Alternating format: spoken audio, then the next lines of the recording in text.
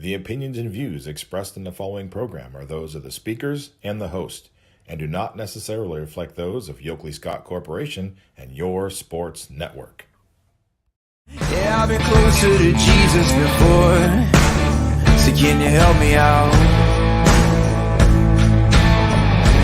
Oh, can you help me out? Am I on my own? Am I on my own? But can you help me out? Am I on my own? Am I on my own? Or can you help me out? Can you help me out? I've been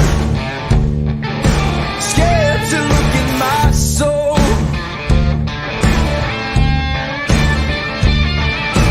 I've been afraid I would follow the road. Yeah, afraid of the things I've been told. Hello, everybody. Welcome inside a Wednesday episode of Running Point on ysnlive.com. As always, brought to you by our good friends at the top of our head, Greenwood Chevrolet in Austintown. They go the extra mile for you, so you don't have to. We thank them every day for their constant support of Running Point since day one, through all the twists and turns and changes that Running Point has gone through. Greenwood Chevrolet has stuck with us as a presenting sponsor, and we thank them every day for doing so and believing in what we are doing here. It is a Wednesday, which means Scotty Mincher in the hizzy. Scotty, how we doing? I'm good. I'm always excited on Wednesdays. Oh, 'Cause you that gotta be, means- Scotty. And you're all Yeah. gassed up today, too. Look at that. Looking Yeah, fly. I got a little video call I got to do later, so Man. I had to get jazzed up. You should have gave me the memo. Now I feel way underdressed, Scotty. It's all right, Anthony. Next week you could dress all fancy and I'll dress like a I'm bum. gonna come up in a tuxedo and be like, yes, Bond, James Bond.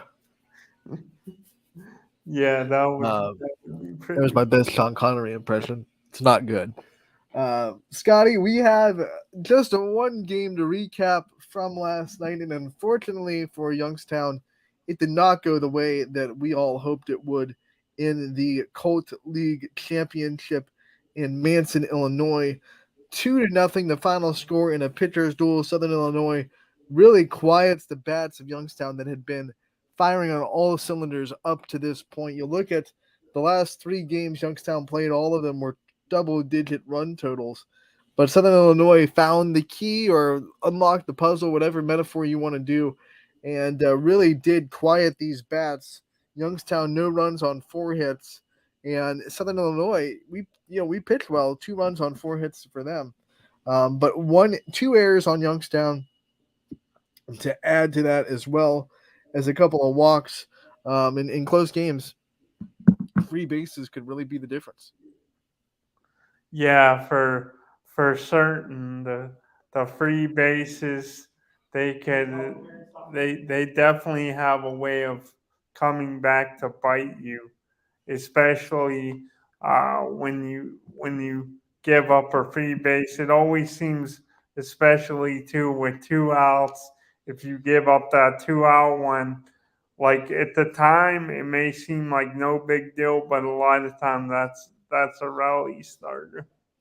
Dawson Wallace pitched for Youngstown. Remember, he had the great day at the plate on Monday night in the semifinals, and he pitched well. 7 innings pitched, just gave up the 4 hits. 1 of the 2 runs was earned, and he was able to strike out 5, walking just 2. So a really good performance by him, keeping Youngstown in the game, which is all you want your pitchers to do.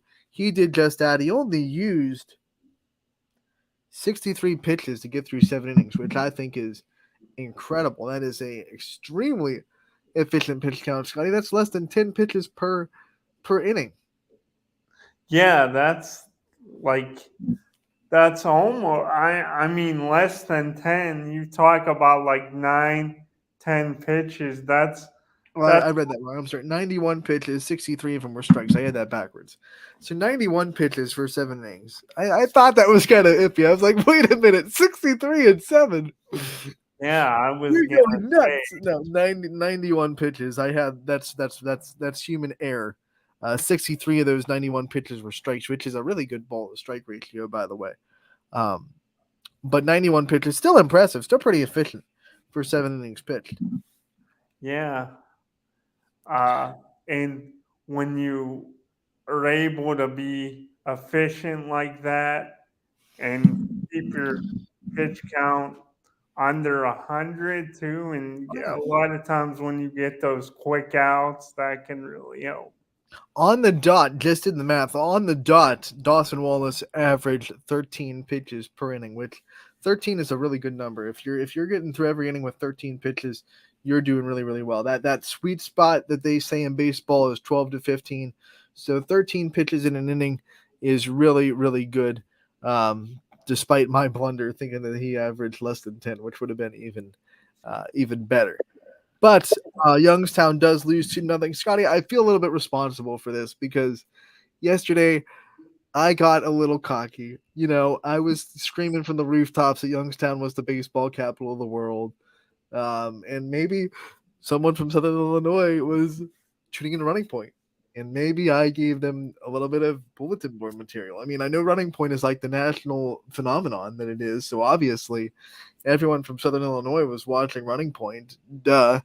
And they probably got some bulletin material because I was being foolish and running my mouth a little bit about how Youngstown was the capital of the world.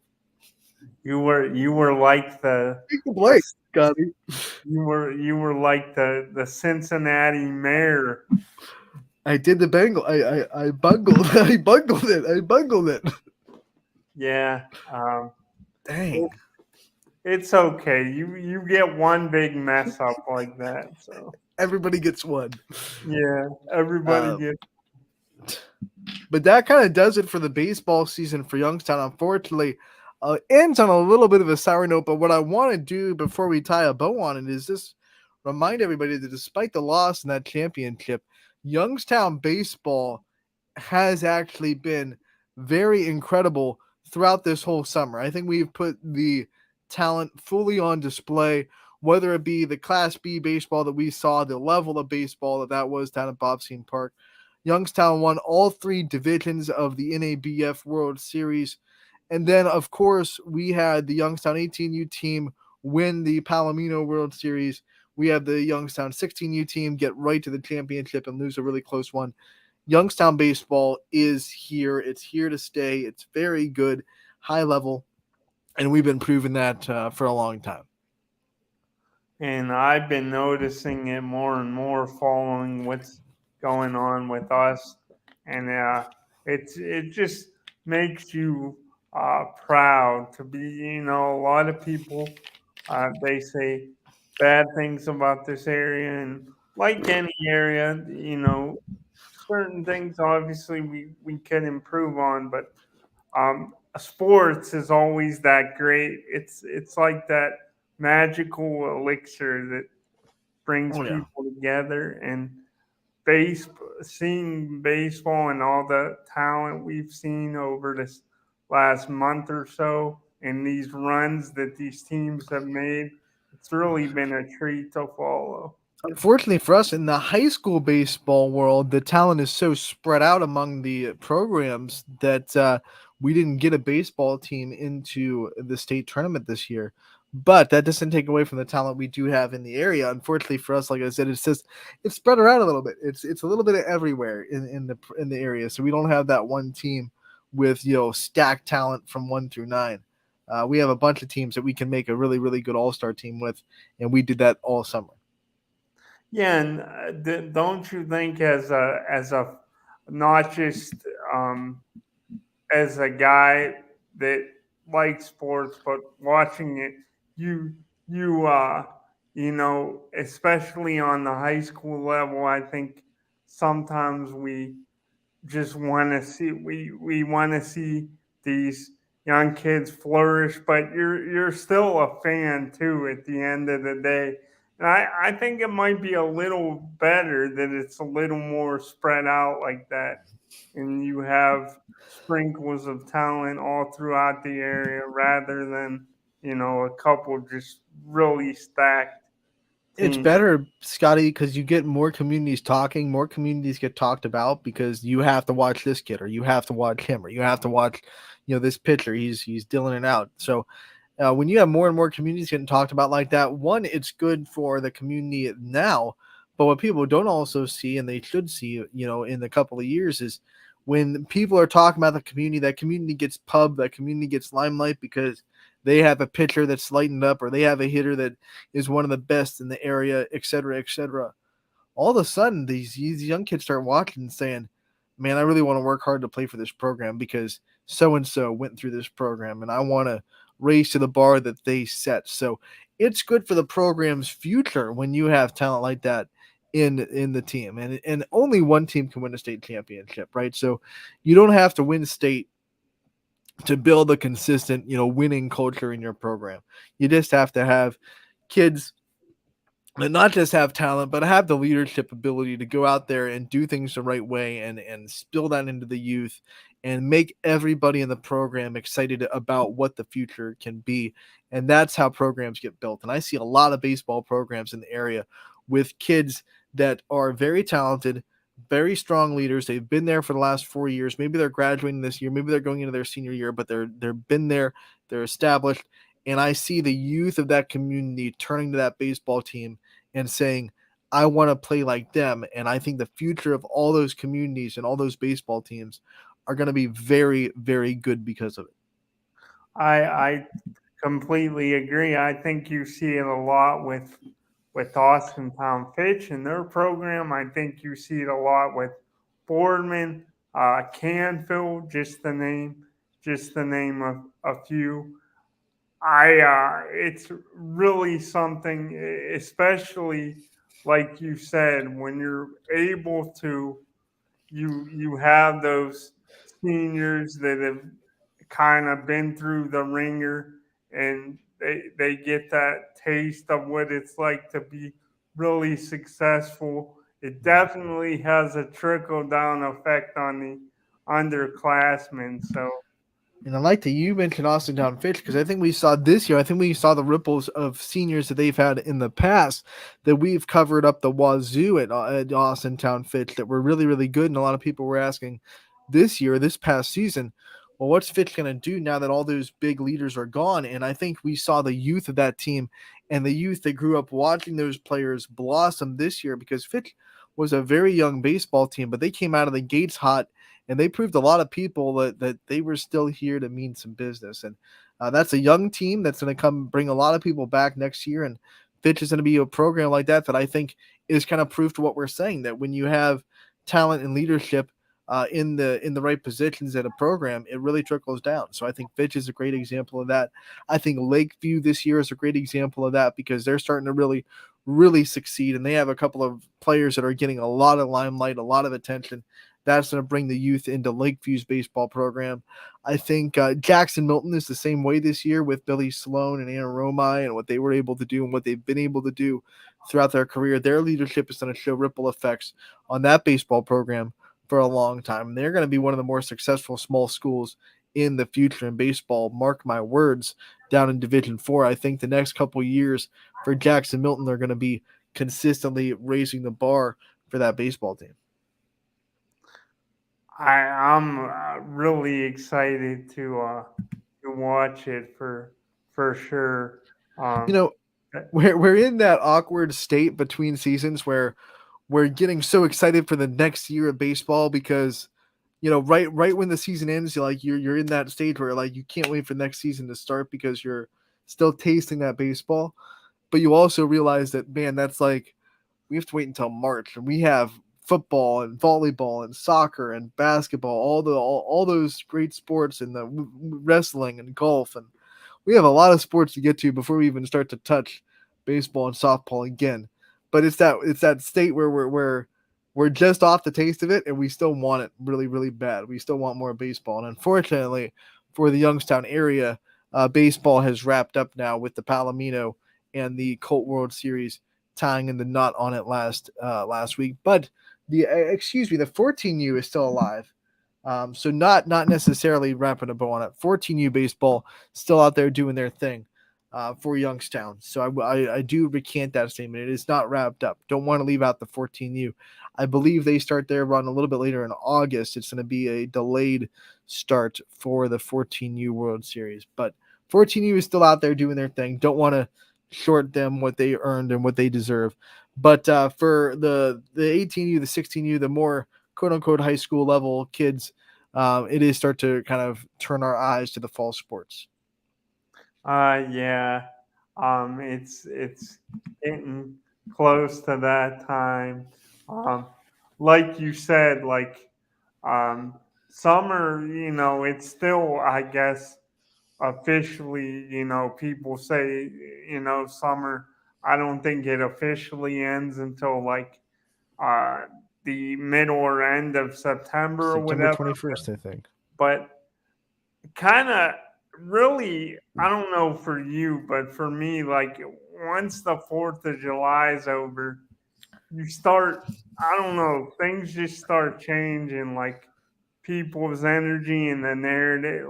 It's almost like once the 4th of July is over, they can at least start talking about the fall sports and more specifically football, because we just have such a rich history when it comes to football. But like you said, we're still off of that great taste of baseball. But it's good that we have all these sports to kind of fill the void before the next season. For YSN, baseball and softball is the longest season of any of the sports because we do the high school from the start of March into the end of May, but then we go right from that into summer baseball and softball with Little League and Scene Park and NABF and Palomino and all these great things. So we're covering baseball and softball from March to August. So it is the longest sports season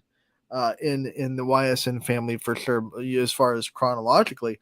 And I think that's why it's so hard to let it go. Plus, Scotty, you and me both, I think, have a special place in our hearts for baseball and softball a little bit, as you can tell with my handy dandy softball that's always sitting next to me that I can use to fiddle with every now and then on the show.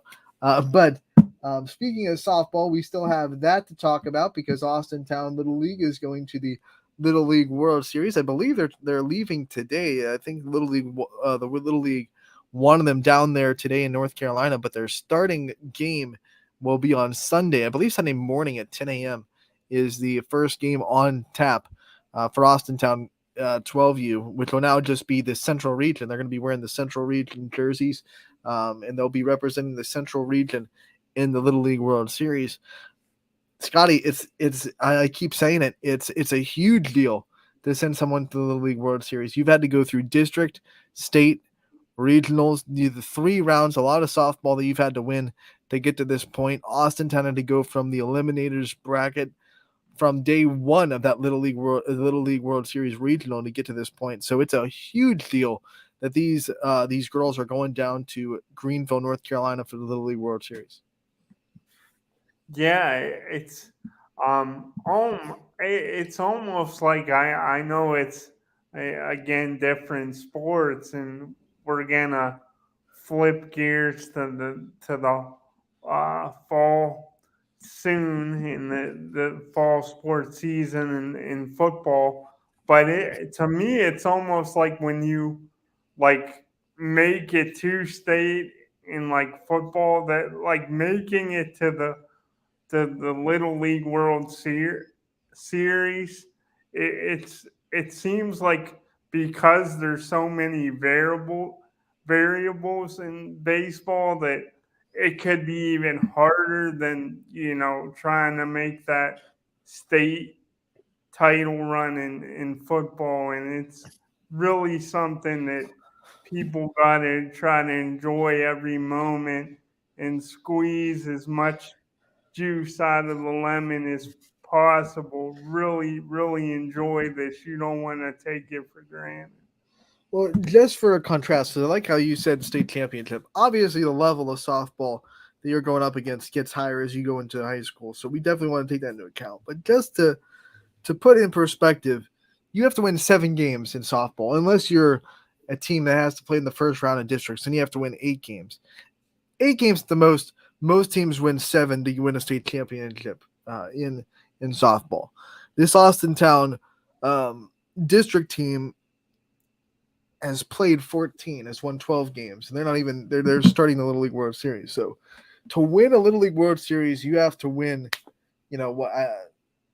another 4 or 5 games on top of this to depending on if you win or lose during the week. So it's a long, grueling road to the Little League World Series championship, and Austintown has definitely gone through more than a lot of teams have in this tournament because, like I said, they got through the losers bracket from day one. They won 7 games in that regional. When the Iowa team that they were playing, that was the winner of the winners bracket, undefeated, they'd only played 3, and that was their 4th. So they played 3 more games than the team that they beat to win a regional championship. So Austintown is experienced. They've been through the ringer. They've been through 2 elimination brackets in the district and now in the regionals. And now they'll go into the Little League World Series against the host team, North Carolina, on Sunday morning. Do you think, Anthony? I know we've touched on this before, but especially in like youth sports, because I think most you know everybody knows how hard it is to play this. A lot of these athletes, they're gonna get to a certain point in high school, and it might be the last time they put on a uniform. Some get scholarships and go on to have really good careers, but it's definitely few and far between. Do you think sometimes, especially because you just being so young and being able to face adversity like that. It's been said before about sports, but do you really believe sometimes the most dangerous animal is a wounded one? Um, like when you have your backs against the wall, there's almost like nothing less left to lose. Not that you like losing and getting in that position, but do you think it almost increases focus more? I think there was a very, very noticeable difference between Iowa and Austintown in that last championship. And I talked about it on the show the day after. Iowa had not played an elimination game yet. They'd won all their games. They were 3-0. This was a double elimination tournament until the championship. So this was the first time Iowa had played in a winner-take-all, like you have to win or you're out game. But Austintown had been playing in those kind of games all week long. And that experience shined through. Iowa was tight from the jump. They had 2 balls drop in the outfield that you could tell just was tightness. They were nervous. They were tight, and I think that's the difference in that game. Austintown been there, done that. They went out. They took care of business. They got through the adversities that the game had, and Iowa didn't. They couldn't make a lot of the plays that they really should have. And once that first couple runners got on base, the pressure got turned up a little bit, and all of a sudden, Iowa hadn't been through that yet this year. Hadn't been through that, at least in that bracket, and you could tell that it affected them a little bit. Yeah, I never used to understand like when people would say like there's no substitute for like experience in sports, and more specifically talking about like postseason play too, and advancing far during the season. Like I never really like when I was younger. I'm like, what's it matter if you have experience or not? But as I got older, I started thinking about it, and I don't want to get too far off the rails here, but like I thought about it from my situation, like medically, because I've had a lot of surgeries. I'm sure you've had your fair share, Anthony, too. But it's like one of those things I started thinking about it. Okay, if I was gonna have a surgeon operate on me, like, would I want someone with experience that has done it before, or someone that it's really all new to? Like, And then I'm like, you definitely want that experience. I just think you become battle tested, and I do think it definitely your awareness level seems to go up. surgeon walks in the door and is like, I just passed my test and I'm certified as a surgeon today. So this is my first surgery. I'm ready to go. Oh God. Well, I'm dead. And it's like that commercial where the surgeon walks in. He's like, guess you just got reinstated. Well, not officially. You nervous? Yeah, me too. We'll figure it out. See you in there. Yeah, It's or like oh those God. old commercials. I'm sure you remember them, Anthony. Oh man. Like there'll be like somebody choking, and there'll be somebody like trying to revive the person, and somebody else in the crowd would go, "Are you a doctor?" And they'd be like, No, but "No, I did but stay I at a just Holiday Inn Express last night. Holiday Inn Express last night." Yes. Classic. I wish they'd bring back those commercials. Those are always fun. Yeah. Scotty, one of the things that I also want to say, again, I've said it a couple times, but want to reiterate as we're talking about the Little League World Series, one of the big things that I think is a home run, pun intended, that Little League has done on both baseball and softball. They are going to bring the professional league into the fold. The MLB will be playing a game in Williamsport ahead of the Little League World Series. And then, of course, now the Professional Softball League, Athletes Unlimited, will be playing a doubleheader in Greenville, North Carolina, in part of the Little League World Series. I believe that's going to be on the 9th, which will be right in the middle of the Little League World Series. So Austintown and all the girls that are going down the Little League World Series are going to be having a chance to play in front of, to watch, play, to interact, to learn, to talk to meet the game's best players. Last year, Athletes Unlimited did this with just a couple of girls going down there as representatives. And it was such a big hit that the president of Little League said, we have to do this. We have to make sure that everyone from that league gets down here so these girls can interact with the best that the sport has to offer. Baseball did it last year for the first time. It was big with baseball, and they're going to do it again this year. And now the softball side is following their lead. So that's what I'm most excited about for these Austintown girls. I don't know if everyone is telling them what kind of an experience this is going to be, but I hope someone in that circle is telling them, like, you have to soak this up because you are meeting the best players in the world for softball, and you get to talk with them, interact with them, learn from them. Take that in. Like, not everyone gets this opportunity. I'm excited for them. I wish I could go down there and meet some of these players because they're softball royalty, really.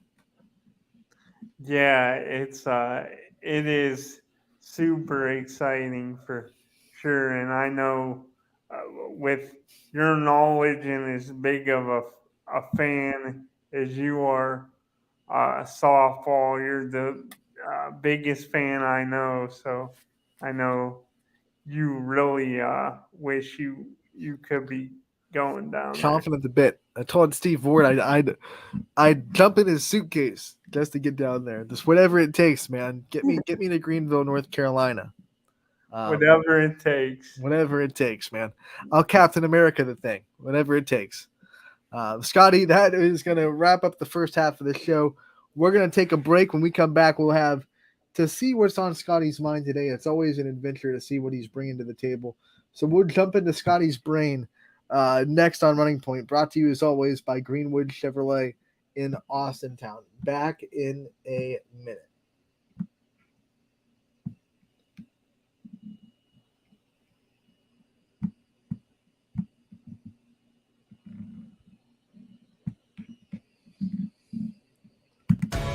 "21 News delivers the news as it happens, using the latest technology from where it happens. Live here outside inside the Mahoney County. On air, online, Wednesday afternoon weather update. Very dangerous. and on the 21 News social media platforms. I'm on the road right now. 21 News, the Valley's only locally owned source for trusted news since 1953. Craftsmanship to us is 60 years of pride and dedication.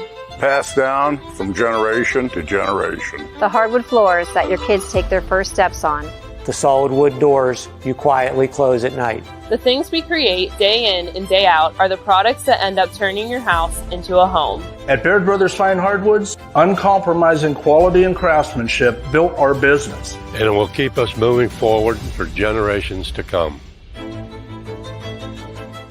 Going the extra mile at Greenwood Chevrolet means we want to take care of the community that takes care of us too. And we have to work together always. And that's how you stay in business for 40 years. You know, I love being a helper because when I help somebody, it makes me feel good.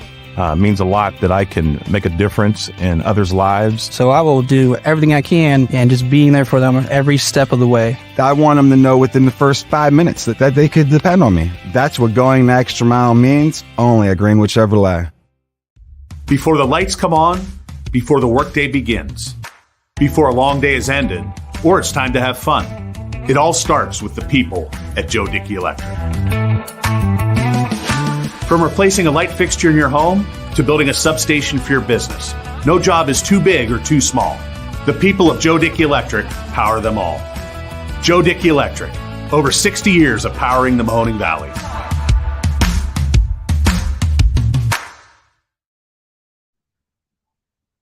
It's back! Shop Sheely's July 29th through August 5th for our Ashley Furniture event. 1 week only, take an additional 10% off all Ashley Furniture. Shop deals like this queen storage bed, just $5.99. Or this beautiful stationary sofa, now $6.99. And this 5-piece counter height dining set, only $8.99. Add the finishing touches to any room with these accent pieces, plus so much more. Hurry in for 10% off Ashley plus 6 months special financing. Sheely's, the best things in life happen at home. Welcome back to Running Point on ysnlive.com, brought to you as always by our good friends over at Greenwood Chevrolet in Austintown. They go the extra mile for you, and we try to do the same here on this show. And let's face it, who doesn't love the smell of a new car, right? Stop in now to test drive a vehicle like the 2023 Chevrolet Equinox Premier Crossover FWD 1LZ.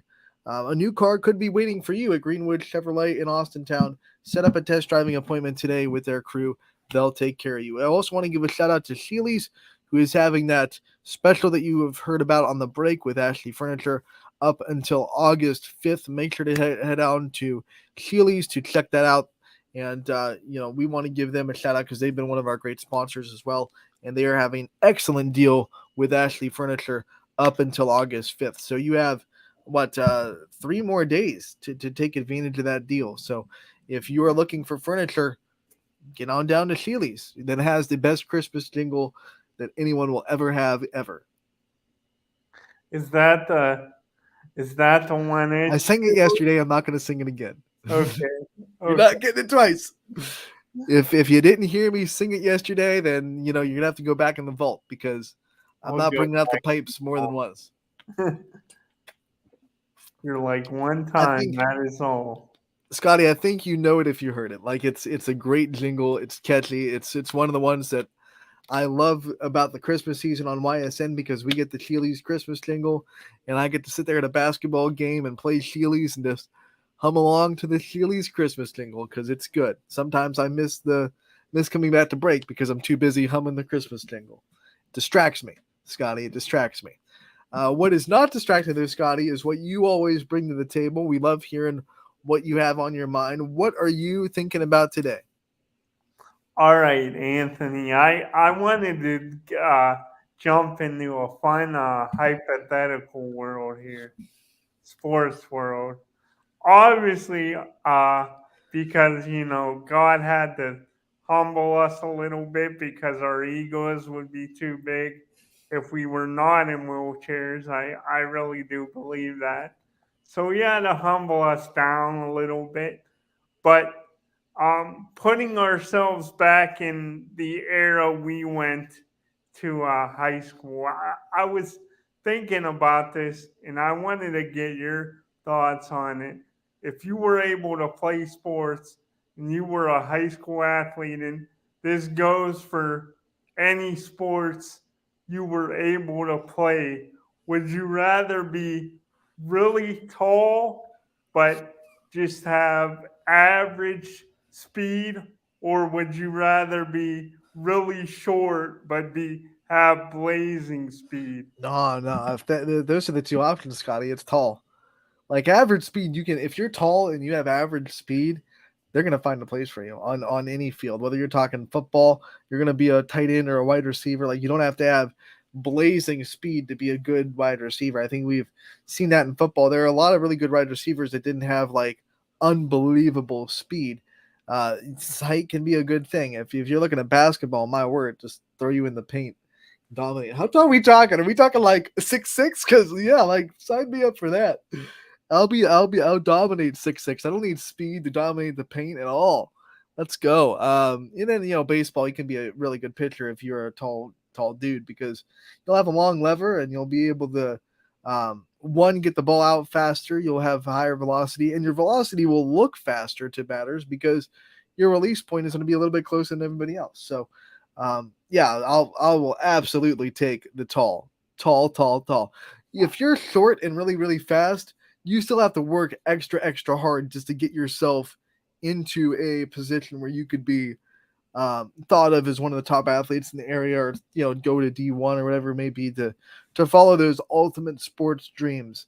If you're tall, like I'm sorry, like you're just kind of born with a golden spoon a little bit because you already have one thing that nobody else in the athletic in the room has, which is height. We talk about we're about to start volleyball, and one of the things about volleyball, it's one of the sports where you need height to be a volleyball player that's going to go in the next level. There's just no way around it. You can't teach height.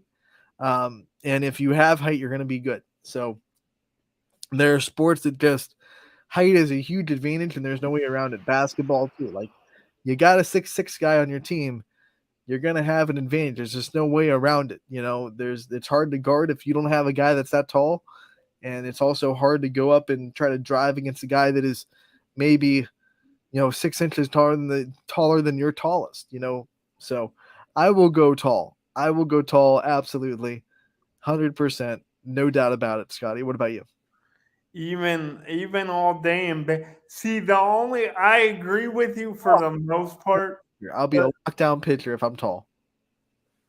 I would love, maybe it's because like over time I've become more, I love a great pitching, don't get me wrong, but I don't know, maybe it's the cynical side of me and watching the Guardians' mediocre offense that I become more of a fan of, just having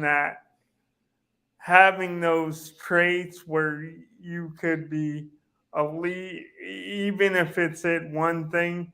And baseball is kind of that sport where you've seen a lot of short guys still be really. Oh yeah, you could be successful as a short guy, but like if you're a pitcher and you're tall, you already have an advantage there. That's true, but if Justin Verlander's 6'5".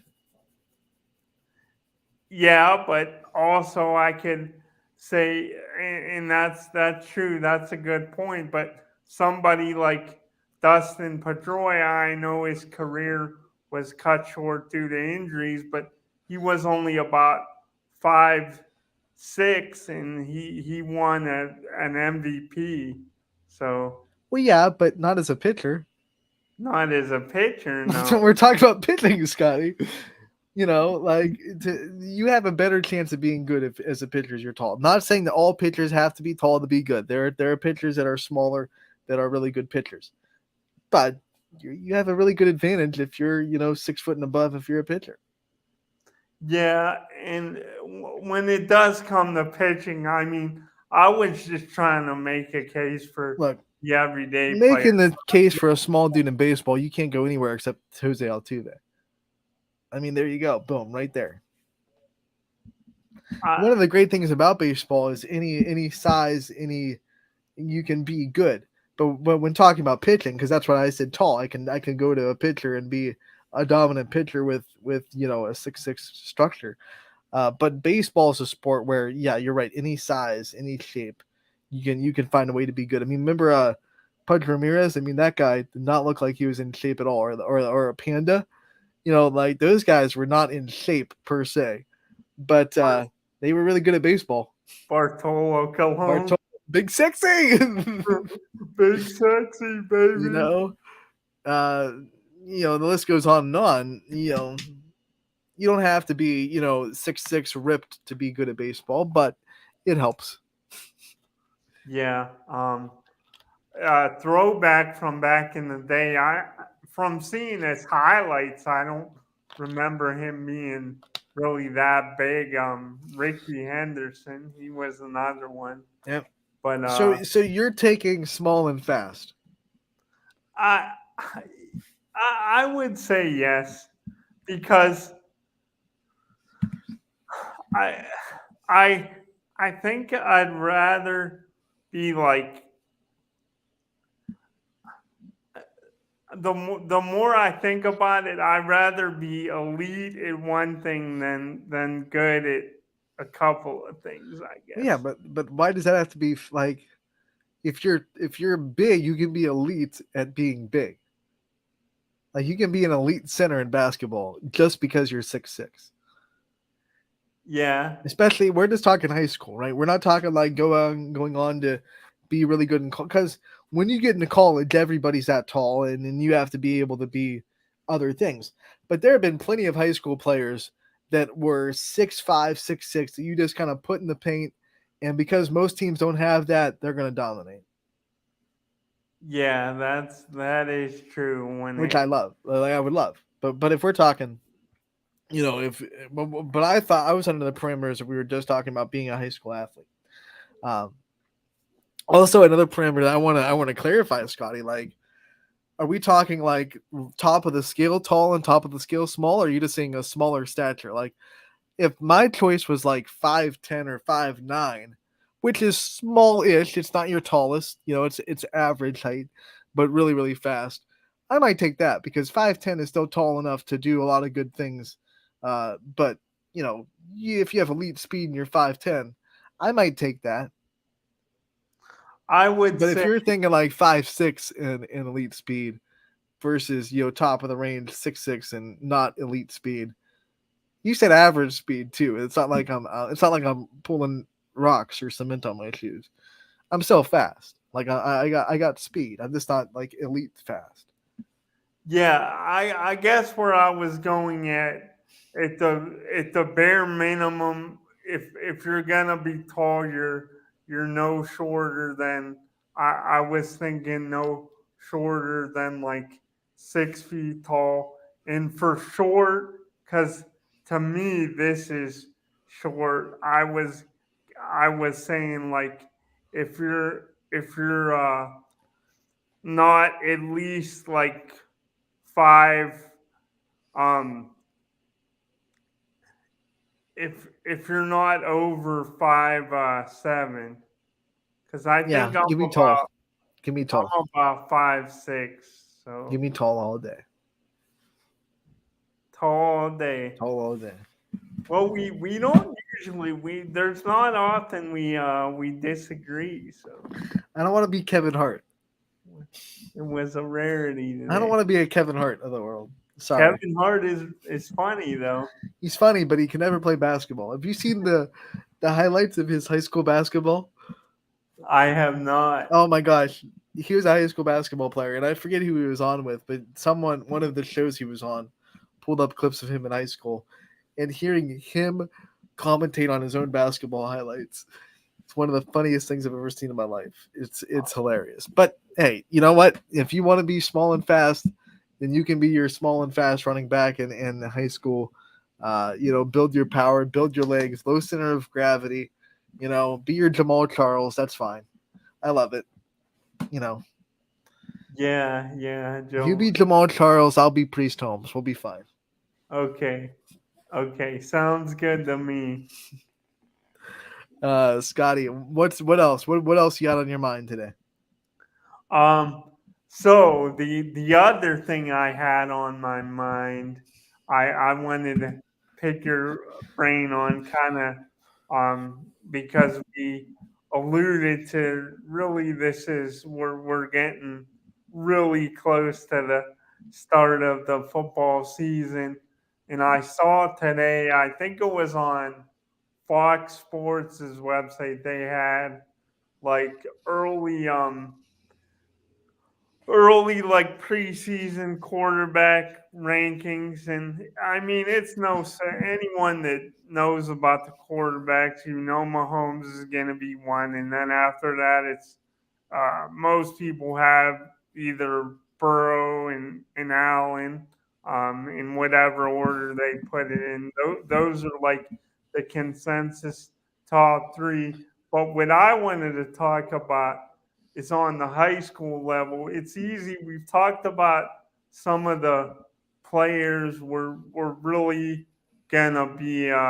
We really expect to be great, but I wanted to know from you. Give me 3 to 5 quarterbacks that maybe aren't necessarily, not much is expected of them this year, but give me 3 to 5 that for you they could kind of, you think maybe could kind of fly under the radar and have really good seasons.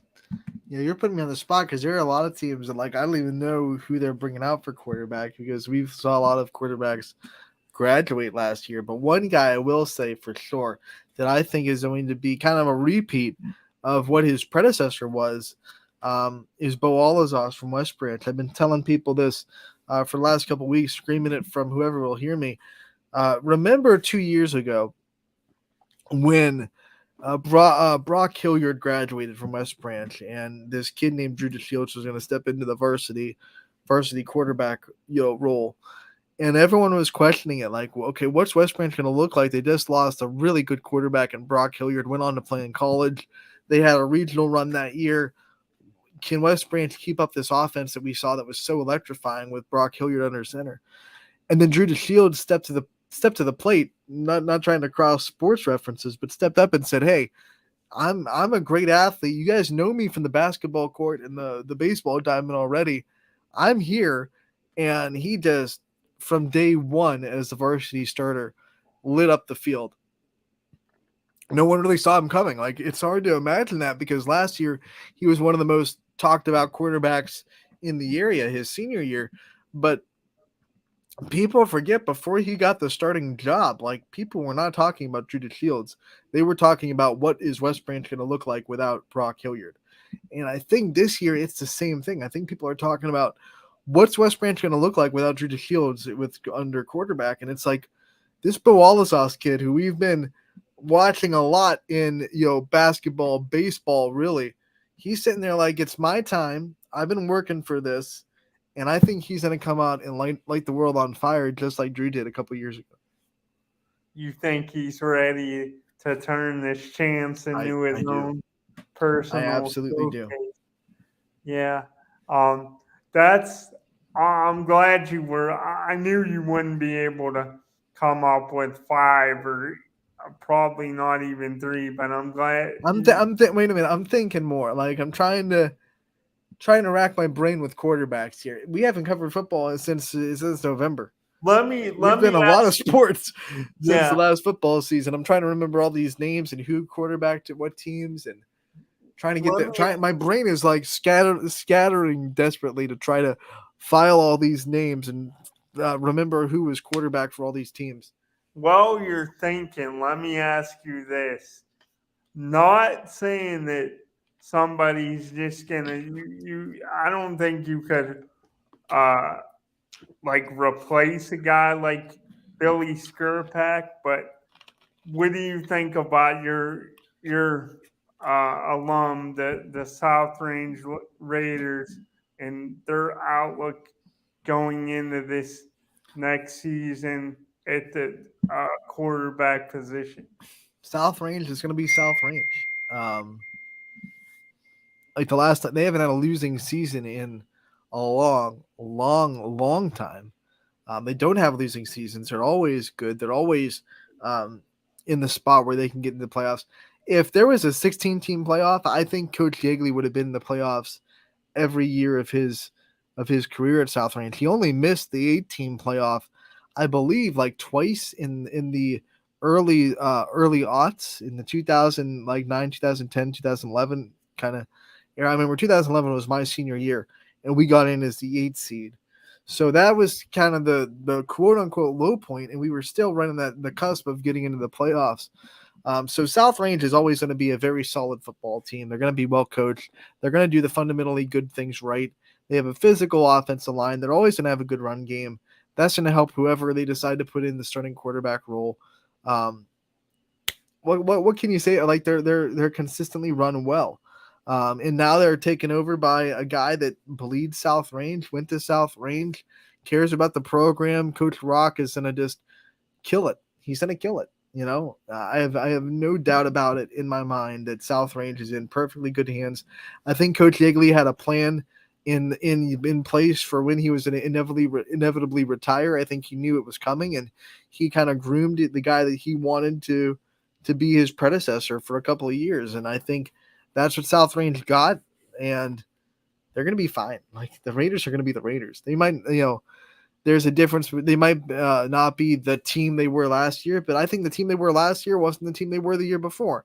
Every year is different. You lose people every year, and they find a way to always be good after losing. I'm never going to question South Range football again for what they lost, because I feel like every year they lose somebody that we're going, well, how are they going to replace this kid? Like even back when they went to the state for the first time in program history in 2005, and then the next year you were thinking, what are they going to do without these seniors? And hey, shocker, they're still a really good football team. So they're going to be good. They're going to be fine. They're South Range.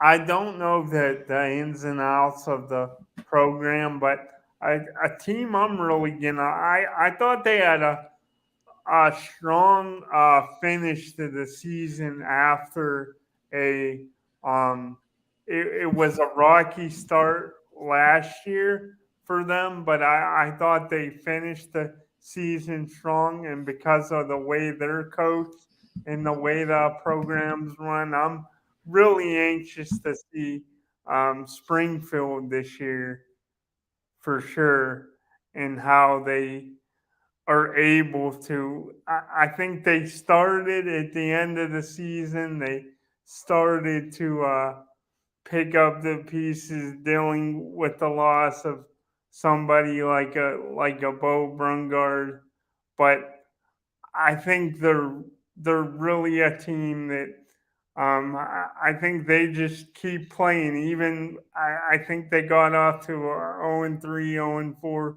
start last year, and I thought they really showed some encouraging signs, and I think it's something to build off of going into this season.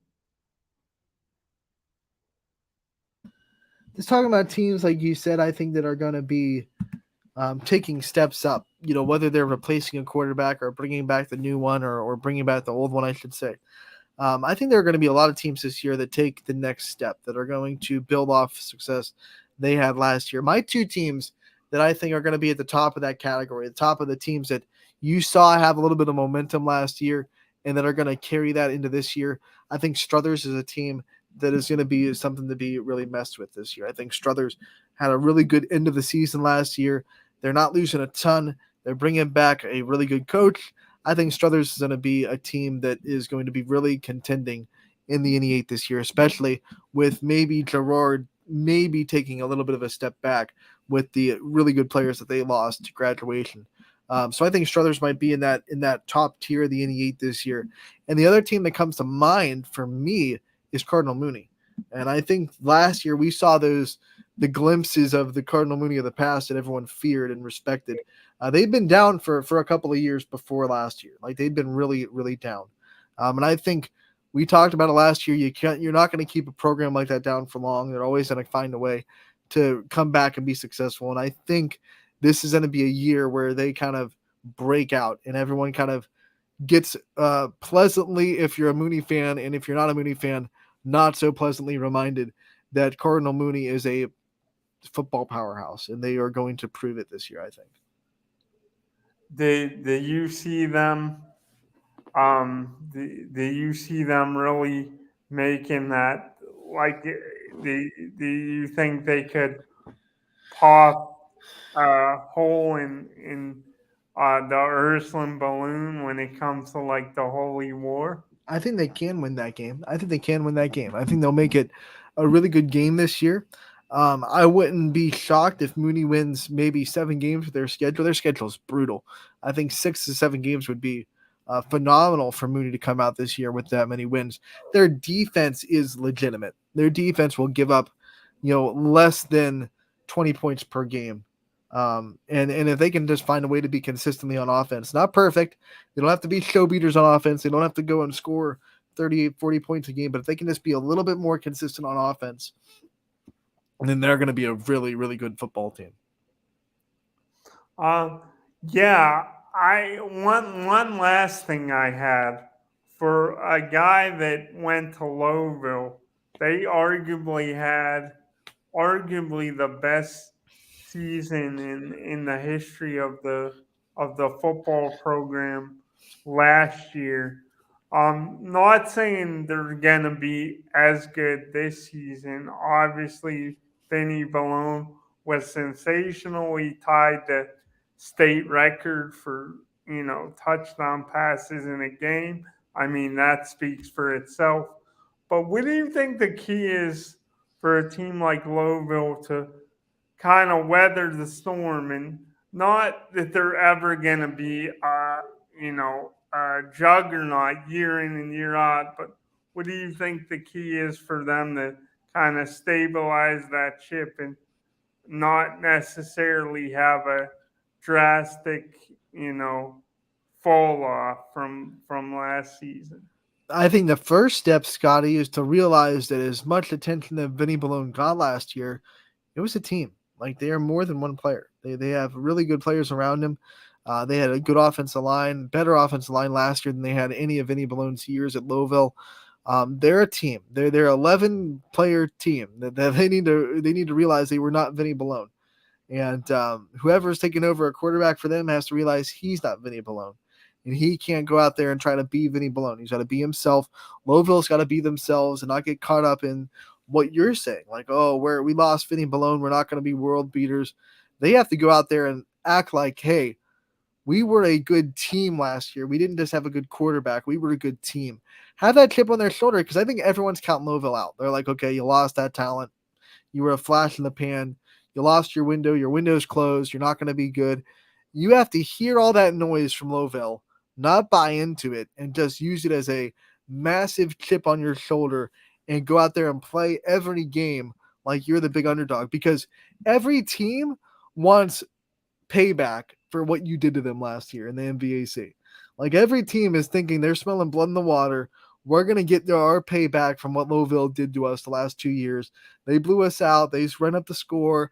We're going to get payback. And you have to go into that game with the same mindset, almost as if they beat you last year. Like, this team doesn't think that we're a threat anymore. We have to go out. We have to show them.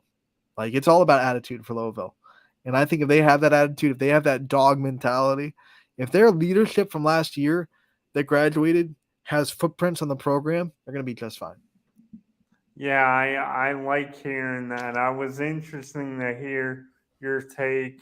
And it's not that I do believe, I definitely believe in the program, but when you come off probably other than 2002, the best football season I've seen, like, you wonder where the bar's going to go, but it's nice to hear. Do you think if they do that, they could be just fine? It'll be very interesting. Scotty, we are just 2 more Fridays without football in the high school world before we hit the season. So we're itching at the bit, and we will have you back on next week on Running Point. Thank you so much for taking a time with us like you do every Wednesday. For all of you guys out there that are going to be tuning in tomorrow, I will be back tomorrow with more fall sports previews on tap as we continue to try to gather information about this sports season before it starts on August 18th. That'll do it for today's episode of Running Point, brought to you as always by Greenwood Chevrolet in Austintown. Anthony Hartwig, Scotty Mencher signing off.